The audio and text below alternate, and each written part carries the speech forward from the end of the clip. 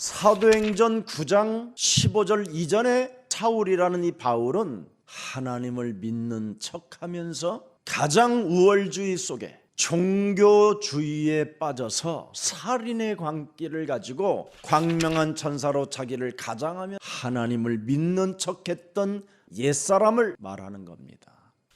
그러나 사도행전 9장 15절 이후부터는 그리스도의 그릇으로 이방인들과 많은 왕들 앞에서 성경적 복음을 증거할 증인으로 하나님이 쓰시겠다는 거였습니다. 그래서 바울의 BC와 AD가 분명히 다르다 이 말이에요.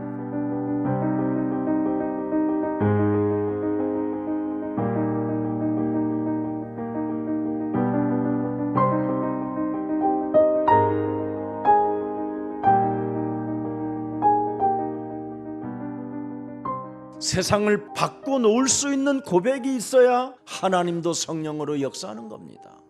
사도 바울이 그걸 발견한 겁니다. 하나님 말씀에 나는 100% 순종하는 사람으로 살 것이다. 나는 이방인의 그릇이기 때문에 로마도 보아야 하리라. 그 찬란한 유럽 땅에 바울을 통하여 하나님이 엄청난 축복을 하셨는데 잘난 척하는 그런 교만 덩어리로 인생을 살지 않고 나는 로마도 또 보아야 하리라. 이 복음을 전할 것이라는 겁니다. 그리고 바울은 하나님의 음성을 늘 듣고 있었습니다. 바울아, 너는 두려워하지 마라. 너는 담대해라. 너는 예루살렘에서 예수 그리스도의 일을 증거한 것 같이 이제는 로마에서도 증언해야 할 것이다. 그런데 그 음성을 들었는데 3년 동안 문이 안 열리고 모함과 알 수 없는 핍박과 그리고 죄수의 복을 입고 쇠사슬에 묶인 채 로마로 가는 배를 타게 된 것입니다. 구원의 여망이 끊어진 그 시간에 하나님의 음성을 듣는 바울을 들여다봐라 이 말이에요. 네가 가이사 앞에 서야 하겠고 또 하나님께서 너와 함께하는 275명의 생명을 다 네 손에 붙였음이니라. BC와 AD의 전환점을 알고 있는 바울은 흔들리지가 않았습니다. 여러분 몸에 그리스도를 지니고 살면 이 세상에 문제 없을 수 없다라는 걸 알게 돼요. 그 문제 속에서 우리에게 하나님이 십자가라는 죽음을 통하여 다 이루어 놓았다. 세상에서 환난을 당하나 담대하라. 내가 세상을 이겨 놓았음이니라. 어설프게 교회 다니고 하나님을 쪽팔리게 하지 말고 이 세상을 정복해가는 진짜를 찾아내야 됩니다. 창세기 3장 15절 여자의 우선 메시아 그리스도를 가지고 뱀의 머리를 밟는 비밀이 뭐냐? 나를 죽이고 내 몸에 그리스도라는 그 부활의 능력을 살려내면 하나님이 모든 문들을 여신다 이 말이에요. 이것을 발견한 바울은 나는 날마다 그리스도 안에서 죽노라. 부활하셔서 지금도 살아서 성령으로 우리에게 역사하시는 평강의 하나님께서 속히 사탄을 너희 발 아래에서 상하게 하시리라. 우리 주 예수 그리스도의 은혜가 너희에게 나에게 있을지어다. 그 어마어마한 로마 제국을 무릎 꿇게 만든 비밀이 나왔다 이 말이에요. 예수님의 삶과 죽음과 부활을 소유하고 있었던 바울 한 사람 때문에 275명이 그 말에 순종해서 이렇게 된 겁니다. 진짜 여러분이 세계복음화하고 싶거들랑 하나님께로 쓰임을 받고 싶거들랑 바울이 되려고 몸부림치지 말고 275명 속에 내가 한 사람이 되어야 되겠다. 강단에 흐르는 하나님의 말씀을 내가 순복하는 자로 따라가겠다. 요거 하나만 명심하세요. 창조주 하나님이 인간을 위하여 가라사대 말씀하시느니라. 이 땅에는 혼돈과 공허와 흑암이 바람이 분다. 그래도 하나님의 신 그리스도는 가라사대로 운행하신다. 말씀으로 운행하신다. 그 말씀이 사람 속에 임하면 빛이 시작된다. 그래서 말씀은 빛이요 말씀은 사람들의 생명의 빛이라 해서 그리스도 안에 생명이 있었으니 이 생명은 사람들의 뭐예요? 빛이라. 재창조의 증거로 생명 살리는 그리스도인은 바로 내 몸에 와 있는 삶 저주를 빛 대신 그리스도를 가지고 이 흑암의 바람을 제거하는 겁니다. 그리하면 불신앙의 저주가 무너지기 시작하는 거예요. 이걸 체험해야 돼요. 여러분이 그리스도로 말미암아 영적인 눈이 열리지 못하면 사탄의 권세를 절대 내 몸에서 못 느끼는 겁니다. 내 몸뚱아리가 원죄로 인하여 사탄의 권세에 묶였다는 걸 알고 그리스도를 가지고 나를 쳐서 복종시키는 사람만이 하나님께로 나아갈 수 있는 길이 열린다 이 말이에요.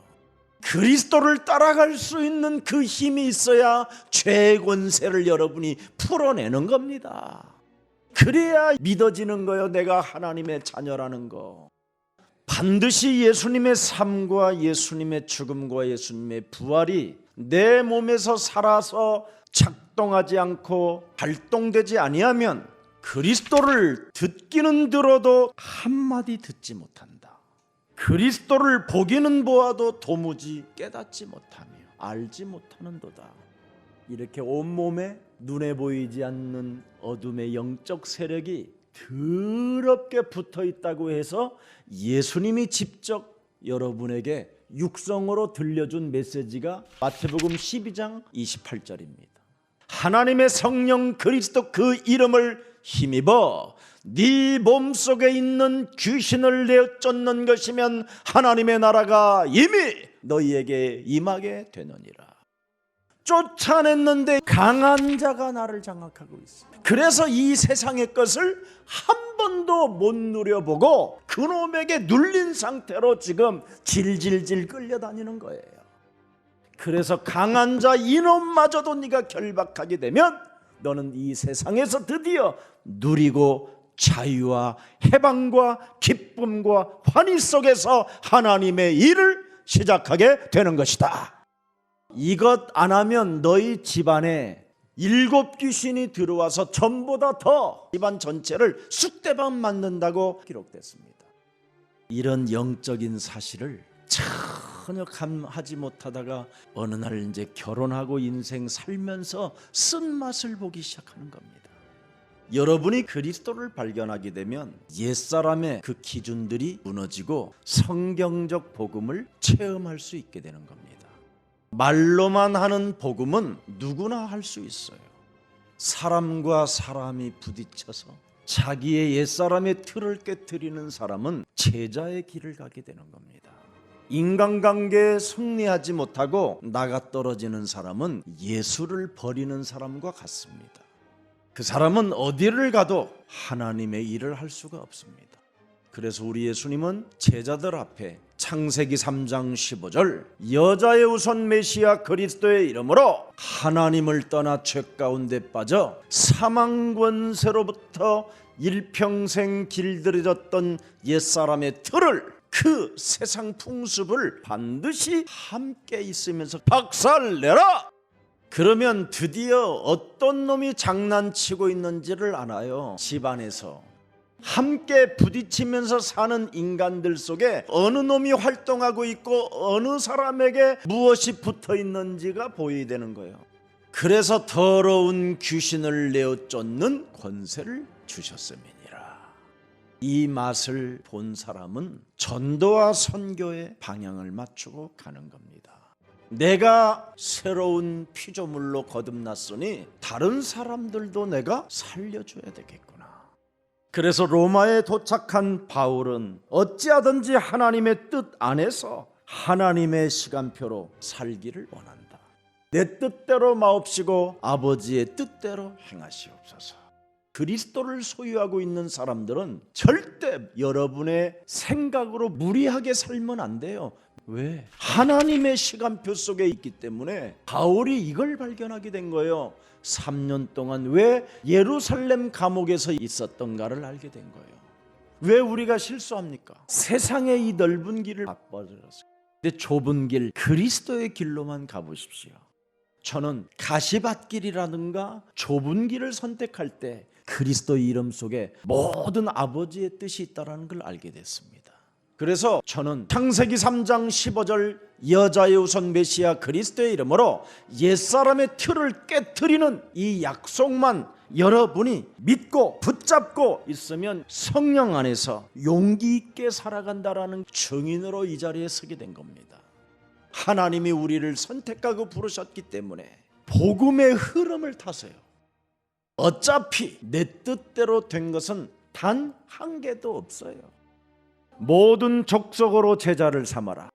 만민에게 가서 영혼을 치유시켜라. 오직 그리스도 해라. 네가 나를 사랑한다면 내 어린 양을 먹이고 내 어린 양을 쳐라.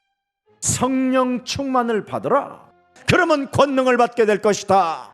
부활 메시지가 절대 하나님의 명령이기 때문에 이 흐름을 타면 모든 게 다 돼요.